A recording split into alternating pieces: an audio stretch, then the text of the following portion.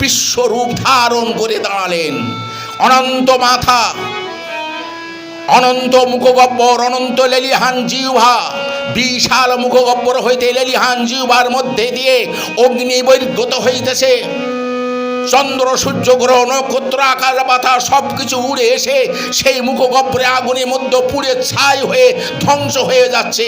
সেই সময় অর্জুন ভগবান শ্রীকৃষ্ণের পায়ে জড়িয়ে ধরে বললেন, ঠাকুর, তোমার বিশ্বরূপ সংবরণ করো। আমি বুঝতে পেরেছি তুমি কে, আমি জানতে পেরেছি তুমি কে। ঠাকুর, আমি বুঝতে পেরেছি তুমি কে। তুমি তোমার বিশ্বরূপ সংবরণ করো। পৃথিবী ধ্বংস হয়ে গেল।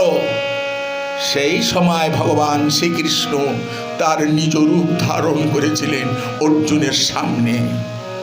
অর্জুন জানতে পেরেছিলেন যে সে ঘরের ছেলে নয়, এ সেই ভগবান, সত্য যুগের ভগবান নারায়ণ, শঙ্খ চক্র গদাপদ্মধারী, ত্রেতা যুগের সেই গান্ডীবধারী রামচন্দ্র, দ্বাপর যুগে ভগবান শ্রীকৃষ্ণ, কলি যুগের মহাপ্রভু শ্রী গৌরাঙ্গ।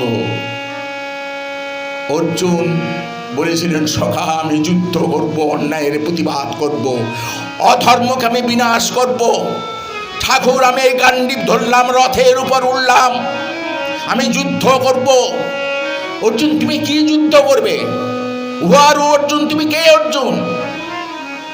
সে কি ঠাকুর, আমি যুদ্ধ করব না, আমি সবই করে রেখেছি অর্জুন, তুমি শুধু নিয়তির মাত্র অস্ত্রটা ধারণ করো, গান্ডীব ধারণ করো।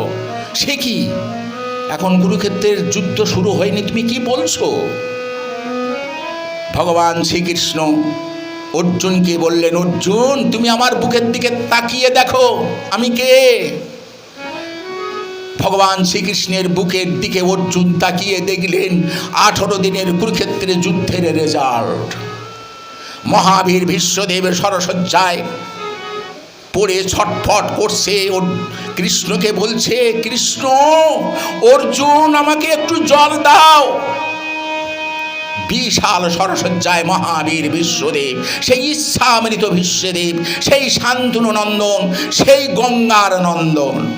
ওই দেখো অর্জুন, মহাবীর দুর্যোধন উরু ভাঙা অবস্থায় কুরুক্ষেত্রে ধুলোয় পড়ে ছটফট করছে, বলছে, অর্জুন, তুমি আমাকে একটু জল দাও। ওই দেখো অর্জুন দুঃশাসনের বুক চিরে ভীম রক্তপান করছে। ওই দেখো অর্জুন মহাবীর কর্ণ সূর্য নন্দন পৃথিবী তার রথের চাকা গ্রাস করেছে। ওই দেখো অর্জুন কর্ণ হত্যা হয়েছে। ওই দেখো অর্জুন গুরুপুত্র অশ্বত্থামা হত্যা হয়েছে। ওই দেখো শকুনি হত্যা হয়েছে। আমি সব হত্যা করে রেখেছি। এ কি ঠাকুর, এখনো তো যুদ্ধ শুরু হয়নি, তুমি তোমার বুকের মধ্যে আমি কি দেখছি? আমি সব মেরে রেখেছি অর্জুন, তুমি শুধু নিয়তির কারণে একটু অস্ত্রটা ধারণ করো। তোমাদের ভাইয়ে ভাইয়ে যুদ্ধ হলে আমি যদি যুদ্ধ করি, মহাভারত বলবে, মহাভারত পাঠক পাঠিকারা বলবে ভগবান শ্রীকৃষ্ণ ভাইয়ে ভাইয়ে যুদ্ধ। সেই যুদ্ধের মধ্যে দ্বারকা অধিপতি শ্রীকৃষ্ণ কেন মাথা গলাচ্ছে, কেন যুদ্ধ করছে? সেই জন্য তোমাকে আমি নিয়তির কারণ ওইখানে অস্ত্র ধারণ করবার জন্য অনুরোধ করছি। আমি সবই করে রেখেছি, আমি সব, আমি লয়, আমি প্রলয়, আমি সৃষ্টি, আমি ধ্বংস, আমি সবই। অর্জুন, তুমি কে? তুমি আমাকে বিশ্বাস করো, আমাকে ধারণ করো, আমার কাছে চলে এসো। যারা আমার কাছে সব আত্মসমর্পণ করে, যে ভক্ত আমার কাছে সমস্ত সব কিছু সঁপে দেয়, যারা আমার জন্য দিনরাত ভিক্ষা করে, যারা আমার জন্য আমার সাধনা করে, আমার ভজনা করে, আমার পদসেবা করে, আমি তাদের কাছে সব সঁপে দিই। অর্জুন, তুমি আমার আশ্রয় গ্রহণ করো, তুমি আমার কাছে এসো, তুমি আমাকে কাছে নাও, সব দায়িত্ব আমার। ভগবান শ্রীকৃষ্ণ এই কথা বললে অর্জুন ভগবানের কাছে চলে গেলেন এবং ভগবানের সহায় হলেন।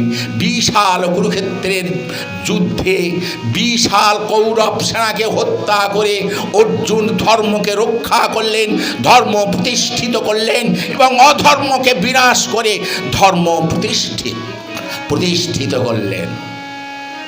এই যুদ্ধের ঘটনা আমি অল্প সংক্ষেপে আলোচনা করলাম। ভগবান শ্রীকৃষ্ণ অর্জুনী মহাভারতের লীলার কথা।